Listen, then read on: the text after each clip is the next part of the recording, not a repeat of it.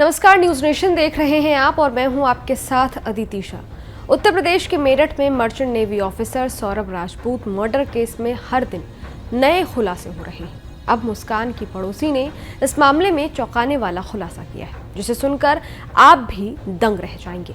मुस्कान की पड़ोसी कुसुम ने बताया है कि सौरभ को मर्डर करने के बाद मुस्कान और साहिल ने उसकी लाश को ठिकाने लगाने की कोशिश की थी, लेकिन वो कामयाब नहीं हो पाए। पड़ोस में रहने वाली कुसुम ने बताया कि मुस्कान का व्यवहार पहले सामान्य था, लेकिन जब से साहिल उसके जीवन में आया तब से चीजें बदलने लगी। साहिल अक्सर आधी रात को मुस्कान के घर आता था और कभी कभी दीवार कूदकर अंदर आ जाता था।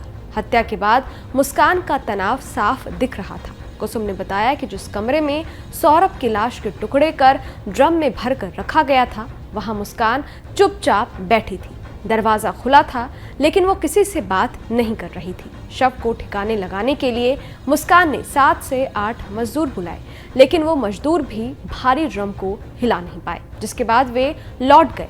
मुस्कान की पड़ोसी कुसुम ने बताया कि हत्या के बाद मुस्कान और साहिल ने शव को छुपाने की पूरी कोशिश की, लेकिन भारी ड्रम उनके लिए सबसे बड़ी बाधा बन गया।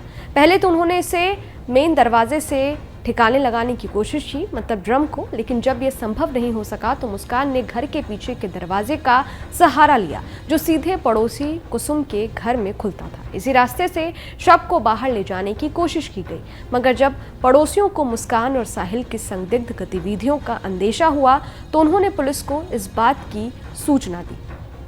आपको बता दें कि सौरभ राजपूत की पोस्टमार्टम रिपोर्ट भी सामने आ चुकी है, जिसमें उसकी मौत के कारणों का खुलासा हुआ। रिपोर्ट के मुताबिक सौरभ की मौत शॉक हैमरेज के कारण हुई। उनकी छाती में उल्टी तरफ चाकू के 4 गहरे वार किए गए थे। गर्दन और कलाई पर गहरे कटने के निशान थे। हत्या के बाद शव के 15 टुकड़े किए गए और उन्हें सीमेंट से भरे ड्रम में भर दिया गया। शव को 12 से 14 दिन तक छिपाए रखा गया, जिससे वो पूरी तरह खराब हो गया था। डॉक्टरों ने बताया कि सौरभ के सारे दांत हिल रहे थे और शव की हालत बहुत ही खराब।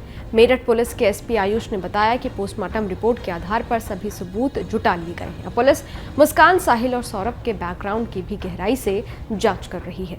मुस्कान के माता-पिता ने मांग की है कि मुस्कान को फांसी की सजा होनी चाहिए। सौरभ के ससुराल वाले भी इस खौफनाक साजिश से सदमे में हैं। मुस्कान के माता-पिता ने अपनी ही बेटी के लिए फांसी की मांग की है। मुस्कान के पिता ने कहा है कि मुस्कान ने जो किया है वो इंसानियत के खिलाफ है, उसे इसकी सख्त से सख्त सजा मिलनी चाहिए। पुलिस स्टेशन जा रहा था, झूठ चल रहा था मेरे मन में कि बच्चा झूठ बोल रहा है। मैंने बीच में स्कूटर रोक के उससे बात करी। मैंने कि सुबह आज तक तुमने बहुत कुछ गलत करा, उसके बाद भी मैंने तुम्हारा साथ नहीं छोड़ा है। कह रही हाँ पापा, नहीं छोड़ा है। मैंने कि अब भी कुछ गलत करा है तब भी मैं तुम्हारे साथ खड़ा ही रहूँगा, मुझे सच बताओ।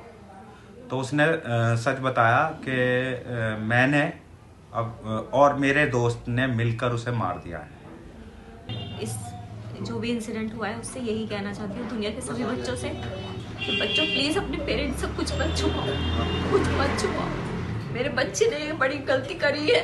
वो अब मैं बार बार पूछती थी बेटा क्या प्रॉब्लम है, क्या क्यों इतने वीक हो रहे हो, 2 साल में 10 किलो वेट कम होना। उसने मुझसे बहुत कुछ छुपाया। आज वही वजह है कि वो जेल में है, ब्रेन वॉश हुआ है, नशे किए हैं, क्या किया है हमें कुछ नहीं पता। अगर जरा सा भी वो हमसे कुछ शेयर करती तो शायद आज वो इस स्थिति में ना होती। तो सब दुनिया के सामने सभी बच्चों के लिए है कि प्लीज अपने पेरेंट्स से सब कुछ कहो। अगर कुछ गलत भी कर रहे हो तो वो भी कहो, तुम्हारे पेरेंट्स तुम्हारा साथ देंगे।